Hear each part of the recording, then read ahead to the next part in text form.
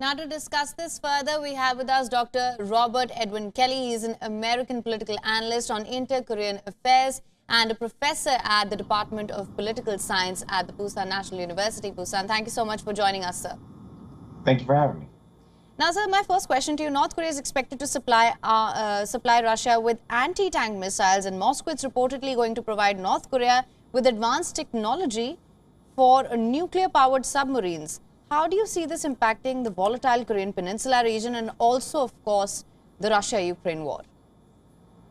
Yeah, so I think the big upside for the Russians, of course, is the ability to generate more anti-tank weapons to use against all the NATO gifts to the Ukrainians in the last year or so, right? I think that we're all sort of aware that NATO has been providing an increasing number of armored vehicles, infantry fighting vehicles, tanks, and so on, and the Russians need to be able to knock that stuff out, right? We know that Russia's had its own problems developing or producing what it needs from its defense industrial base, and so it's looking to import that. The only thing I would point out here, right, is that North Korean equipment is sort of fairly outdated. A lot of it is sort of designed on old Soviet designs from the Cold War, so it's not exactly clear to me that North Korean anti-tank weapons are going to solve this problem.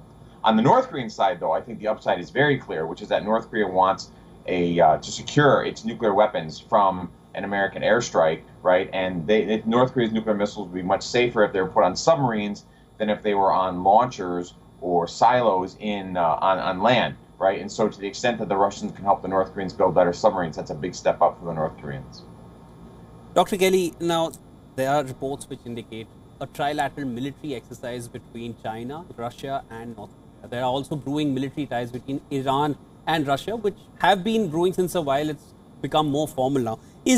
Are we seeing the formal emergence of an anti-US force of nations which is coming out in the open?